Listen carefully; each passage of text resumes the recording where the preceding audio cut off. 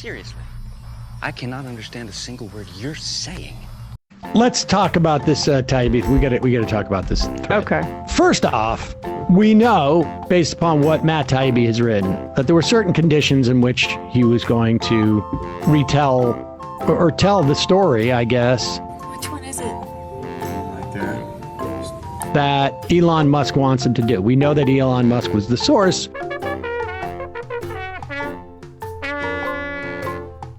Elon Musk was tweeting about the reveal of what really happened with the Hunter Biden story suppression by Twitter will be published on Twitter at 5 p.m. Eastern, he wrote on Friday, and that was in the afternoon. Then at 5:20, he said, we are double checking some facts, so probably start live tweeting in 40 minutes.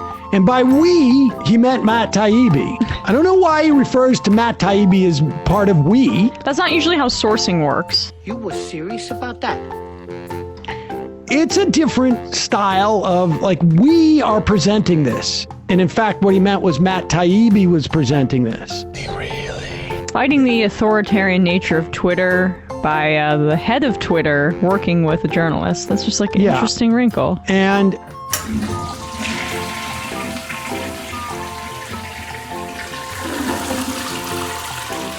And then on his Substack, when Taibbi apologizes for releasing this on a Twitter thread first instead of on his Substack, there's a long story he hopes to tell soon. I'm sure that was interesting. Can't quite anyway. What I can say is in exchange for an opportunity to cover Unique and Explosive, I had to agree to certain conditions. At the very least, explosive story. We don't know what those conditions are.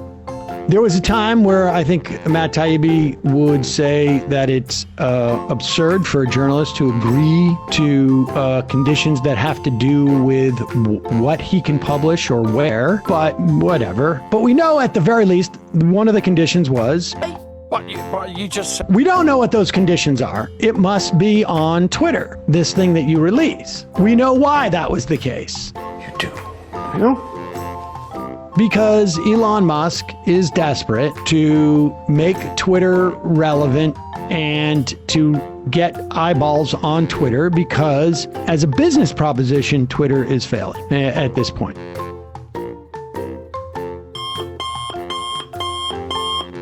His purchase of it for $44 billion is not going the way that he thought it would. And he's doubling down on appealing to a specific audience as well. Without a doubt. Of course. Essentially, the big explosive story is that Twitter executives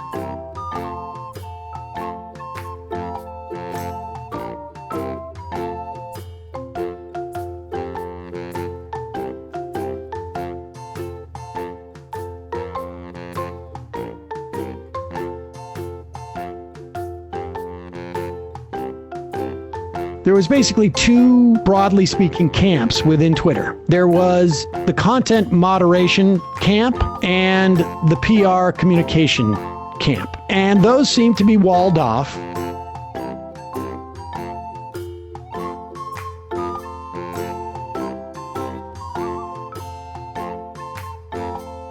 Because the comms and the content moderation people saw the Hunter Biden story in the Post. At first, they thought it might be hacked materials.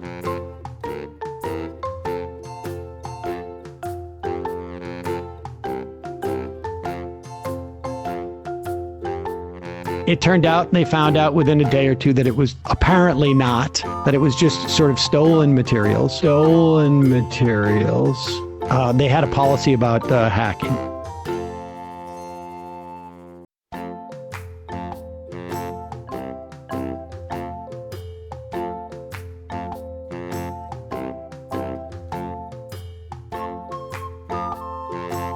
They were very worried about what happened in 2016, which of course was the huge nothingness about Hillary Clinton's emails that turned into the premier story of that campaign.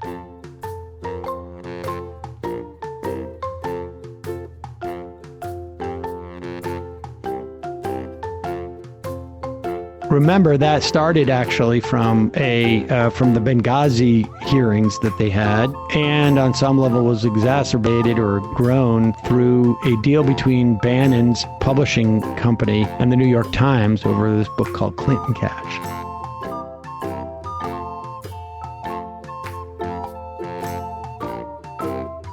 So there were a lot of people who were concerned about a replay of 2016.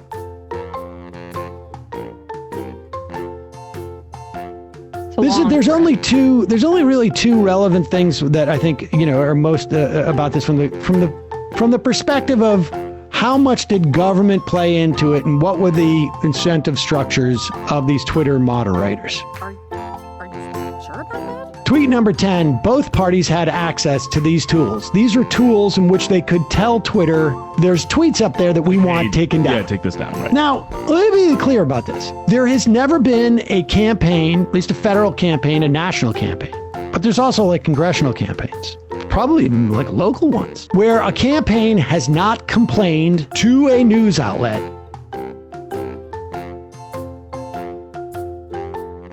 about a story that has been printed or one that is in the works and has tried to kill these stories. How do they kill them? This is a nothing burger, man, or you don't get the context, man. This is what comms people do. This is their job every day.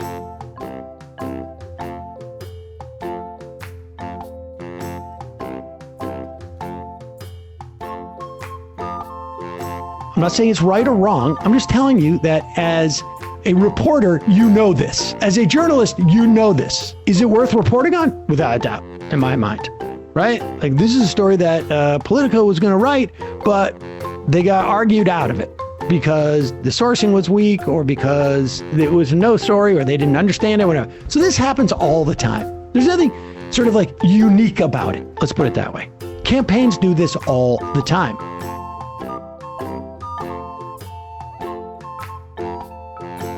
What might make it unique would be if it was, something like massive in what they were covering up here with Twitter.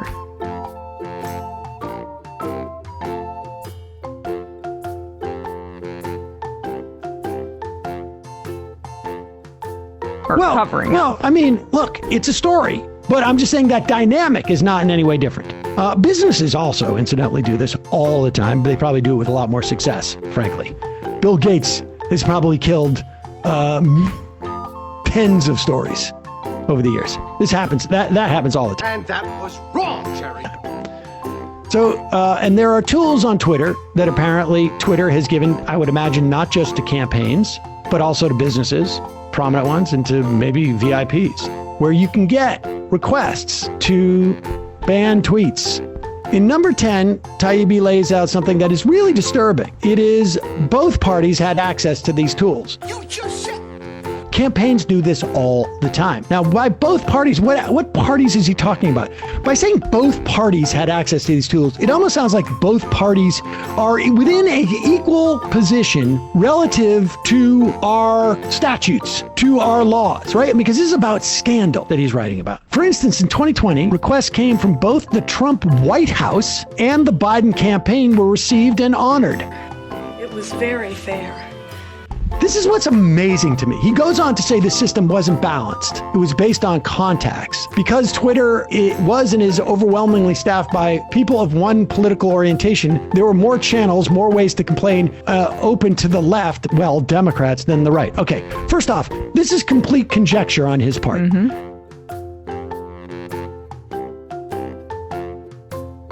The idea that there are more people who contributed, who work at Twitter, to Democrats than to Republicans, and therefore there were more people for the Biden campaign to contact is just absurd. Like, it's absurd.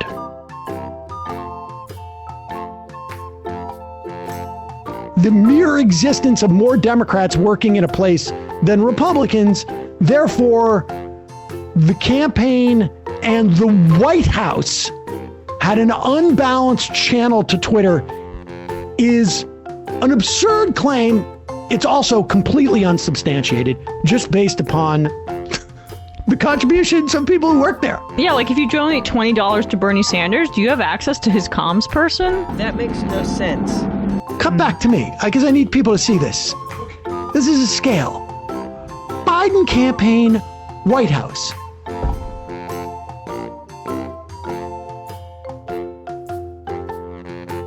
What's the difference between these two things? One is government.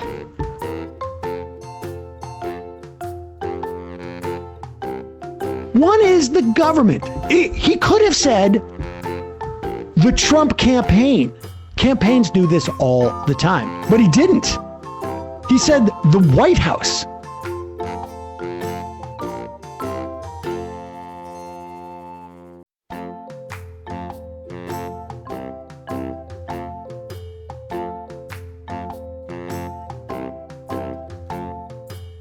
That means someone paid by the U.S. government, not the campaign, someone with the full force of the U.S. government,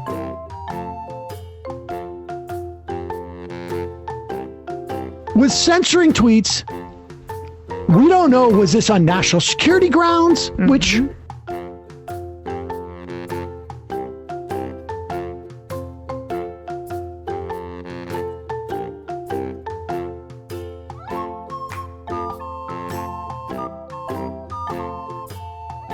certainly happens all the time, right? The Defense Department says, like, oh, you're going to publish these things? That is on national security grounds. We want you to stop and do that, and we're going to get you enjoined by a lawyer. This is the U.S. government using the power of the U.S. government on behalf of a political campaign. Campaigns do this all the time. Does it get any mention? Does it get? That's not even the supposed explosive part of this story, according to Taibbi. The explosive part of the story was, scroll up, these links. Wait, number 8. Yeah, here we go. These links. By 2020, requests from connected actors to delete tweets were routine. One executive would write to another, more to review from the Biden team. And then in 2020, requests from connected actors to delete tweets were routine. One executive would write to another, more to review from the Biden team. You wanna see that gun? 9, 8, 3, 5, 6, 1. No, what a coincidence. What about that one? SJX _ 2. Oh, what a coincidence again. Oh, what? China devoted to take down the CCP. The reply would come back handled. Oh, wow. And pursue freedom from Chinese people.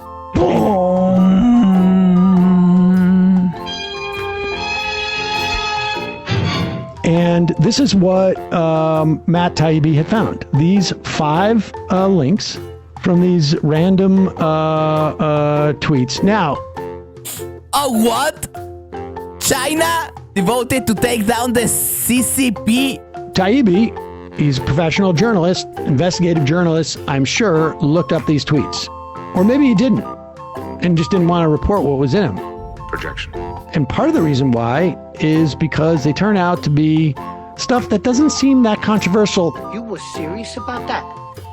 That a campaign, or really anybody who had any connection, because we know that this happens all the time. Like, look, something gets bad about written about Ariana Grande, for instance. You really did it. I just try to come up with a That was good. Ariana Grande, whoever her agent is, or whoever her public relations department is. You just said. What's the difference between these two things? One is government.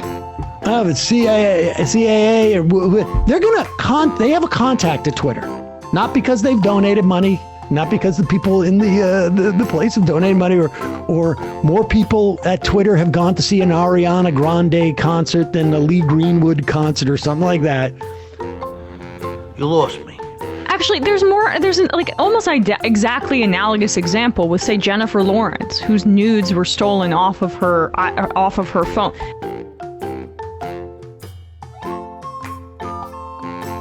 I guess that was a hack because it was from her iCloud. It wasn't from her physical hard drive. But the links that were taken down here were sexually explicit images of Hunter Biden.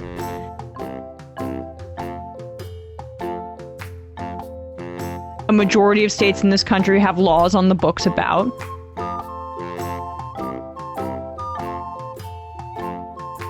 Misdemeanor to felony or misdemeanor. It ranges. Some states don't have any laws as well. There is a legal basis also for some of these images getting taken down because Twitter could have some liability. Well, what are those links? We don't know yet.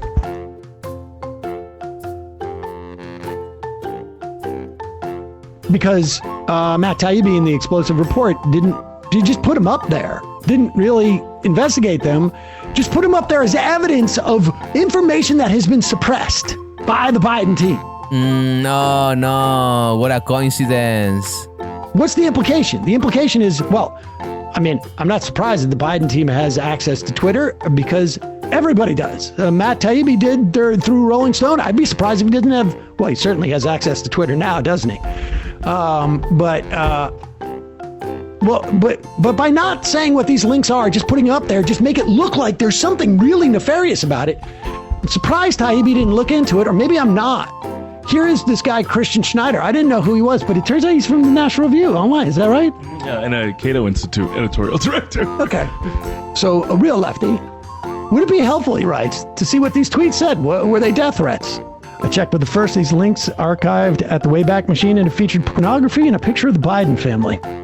I can't show you this. It's Hunter's pee-pee. He's also doing crack. There you go. Okay, that's weird. I can understand why Twitter took that down. Second features a video the Wayback Machine cannot play. Wonder if that video... Oh, what? China devoted to take down the CCP? Coming off of Hunter Biden's stolen laptop, or the information stolen. Certainly weren't allowed to have access to it. Was a video of Joe Biden taking a handful of money from, Chinese, Ukrainian oligarchs, or if it was one where Hunter Biden is probably doing something nasty. Or maybe it could be just a family thing. We don't know, because that didn't play. The other one is, the third, is a picture of Hunter Biden's penis. He's also doing crack. I grant you, there may be a lot of curiosity about it. I'm not going to pretend like I'm completely uncurious as to what Hunter Biden's penis looked like. I have some amount of curiosity about every, mildly famous person's penis. But I don't think that I am, deserving. I don't think it's completely out of the realm of, the Biden campaign. You don't think it's a First Amendment right? No, I don't think I have a First Amendment right. It's okay for me to be curious, but I just don't think I have a right to see this on Twitter. The fourth link, not archived by the Wayback Machine, so we don't know. It would have been nice if the journalist who was presenting this as explosive evidence of something had actually done this work, but he didn't for whatever reason. Maybe that's coming in tweet thread number 2. Wasn't that tweet thread number 2 supposed to come 24 hours ago? Yes, they but Elon had a problem with it? Yeah, hold on a second. It's hard to separate between Taibbi and Elon here because Elon said, we're doing this, and Taibbi did it. And then we're going to release number 2. And then Elon said, we're going to hold back. Who's the we? Yeah. What is this entity, the we? I don't know. To power. Fourth link is not archived by the Wayback Machine. The fifth link is the same photo of Hunter Biden's penis as the third link with a suggestion the picture of the girl in the background of the photo is underage. Again, curiosity about famous people's penises notwithstanding, if this is a picture of an underage girl in the background, I think there are better places for this photo to go. When you said... A majority of states in this country have laws on the books about misdemeanor to felony or misdemeanor. It ranges. Some states don't have any laws as well.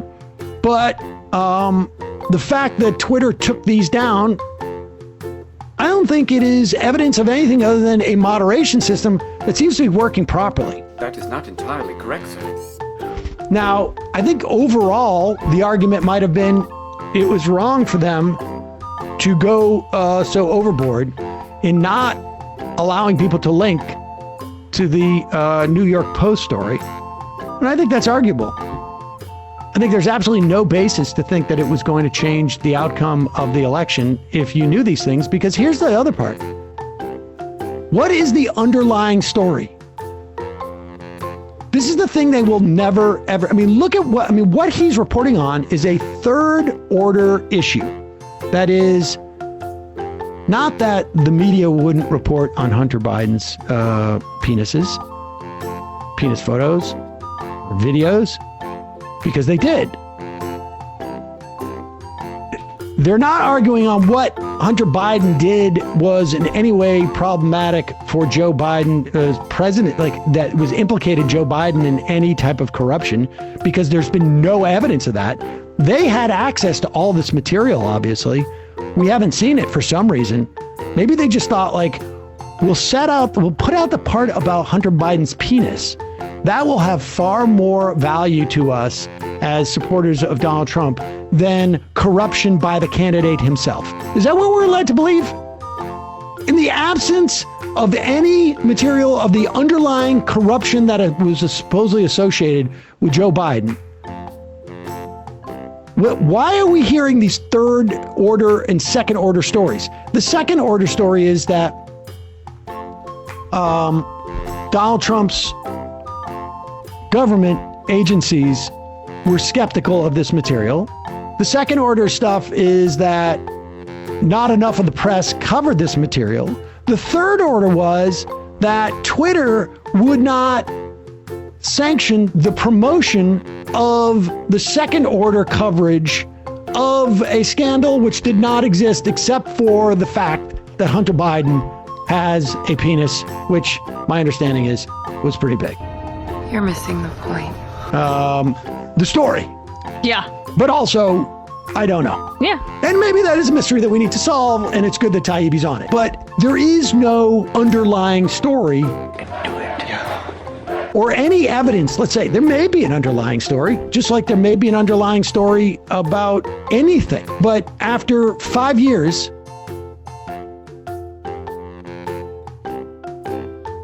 they definitely have access to all that information. We have not seen it. And the reason why we haven't seen it, I would suggest to you, is that there is no underlying story. Still not seeing what the problem is.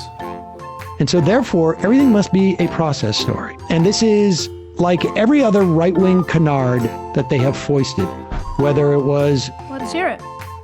Sharia laws taking over, whether it was the trans ideology is taking over, whether it was the caravan is taking over, whether it was a huge cover-up involving Benghazi, whether it was Barack Obama is not really born in this country, whether it was, these are all manufactured stories. I'm trying. Try hard. I think it is perfectly interesting. I would read a 20-page magazine piece, a 5-page magazine piece on how messed up a corporation is with their moderation principles and how they haven't been able to figure this out. We just did, baby.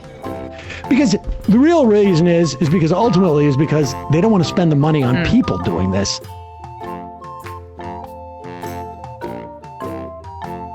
They want it to be all artificial intelligence, which becomes really bad. And also, the policies are all messed up because they want to avoid being seen as publishers, and therefore they have to worry about running afoul of both parties. That's how it should be. Which is indicated in the story. There is none, and Taibbi says this, no evidence of government interference in what's on Twitter, except for the evidence that he offered and then decided was not evidence, which is that the Trump White House, not campaign, White House was involved in this. You said There were more people for the Biden campaign to contact is just absurd. Like, it's absurd. Maybe in part 2. But part 2 is supposedly coming tomorrow. Doubt it. As of last Friday. And now it's Monday. So do we, if Elon Musk had a Substack, we could go there. Are they doing a joint? Maybe they should just do a joint podcast together and we could see this. In August, he said, the laptop is by far the secondary issue. The real problem is the FBI stepping in to cut distribution of true story. This he said in August of 26th. And then what's the next one? And then in number 22 of the files, he says, although several sources recalled hearing about a general warning from federal law enforcement that summer about possible foreign hacks, there's no evidence that I've seen of any government involvement in the laptop story. In fact, that might have been the problem, ... So, let's watch it again. the White House. That means someone paid by the U.S. government, not the campaign, someone with the full force of the U.S. government, was censoring tweets. In August, he's saying that the only big story here... It's like the FBI involvement. ...would be the FBI involvement. Because let's be clear, we all saw the implication, like the main part of this story that was the explosive story about Twitter moderating out and silencing the reproduction of this story. We all saw it in real time. We all know that happened. The only thing that we don't know now is that the moderators did it because they were worried about messing up like they felt they had in 2016, which is probably less nefarious, the least nefarious possible answer you could have. Mm-hmm. Are you sure? Like, the worst one would be the FBI said, you got to shut this down. Like, the worst one would be the FBI said, you got to shut this down. The second worst one would be, I'm on the payroll of the Biden administration. Or if there was like, I really want Biden to win, so we're going to silence all this.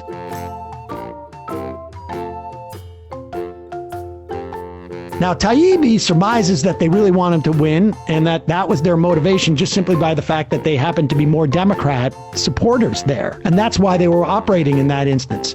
But if we're going to be, if that's an allowable, if you can reverse engineer it that way. Miracle breakthrough? There's been a miracle breakthrough? We could make that same assessment of Matt Taibbi, couldn't we? We could. It's sad. I understand why he's doing this. Because I think his brain was broken. And I say that from, like, having some sort of, like, fairly close awareness. Proof this time. Real proof. Of the dynamics. And I think, I've said this in the past. I think he was unfairly accused of like Me Too stuff based upon his writing or his partner's writing. I think he was unfairly accused, and I think that everything that happened to him, specifically around that, was unfair. Rewind. Because I think his brain was broken. I think he had written stuff in the past that was misogynistic, without a doubt. I think he had taken at least some responsibility for that, and I certainly think that he had regretted it. But I think he was unfairly accused of like Me Too stuff. How you respond to those type of things, I think is also evidence of your mindset. And the way that he responded to that thing that happened to him that was unfair was, to, I think, go down a wormhole where you start to wear contrarianism as an identity. Projection. And I think there's been things that I think, like I say, Matt has written that has been problematic over the years. But I think Matt Taibbi of 15 years ago would have never, would have criticized this Matt Taibbi mercilessly for promoting what is, look, if there's a story to be had about the content moderation of Twitter. This investigation is going nowhere. Release all the archives. There is absolutely one reason, and there's a naked reason why these set of archives is being covered. Or if you think, and people are like, well, he did release all the archives to Taibbi and Barry Weiss. Let me tell you something. How about not giving them to opinion journalists? They're opinion journalists. Has Taibbi done reporting in the past? Of course. He's an opinion journalist now. Without a doubt. And give them to some other reporters. Give them to 20 reporters. Give them to other opinion journalists. Give them to so-called non-opinion journalists. Give the entire archives to them. Make them available so that people come up with their own stories coming out of this. Because I'm sure there's some interesting stories. And if the company's going to do this, I actually think it's a public service. Because I want to see behind the workings of this company. Are you jealous? Yeah. To give us insight into what's happening with Google. But when it's filtered out in this very narrow way through Matt Taibbi's agenda, which is clearly invested in there being something to the Hunter Biden story. Matt Taibbi has skin in this game because I think his brain was broken about Hunter Biden. That all of his protestations over the years that this was so authoritarian and whatnot need to be in some way validated, which is why he's right when he writes like, there's no government interference. No government interference in the laptop story. Well, wait. What is the White House involved in this? Like, what were they sending? I want to see the specific missives from the White House. How could it be more clear? I hope somebody's doing a Freedom of Information Act right now. Yeah. Because I want to see Freedom of Information Act and what the White House is sending to Twitter. We'll do it for all of them. I'm happy to do that. But I wonder what's holding up episode 2. They thought it was coming within a day. It's been 3 or 4 days. This is an embarrassment. It's an embarrassment. Totally. But that's what it is. Seriously, I cannot understand a single word you're saying.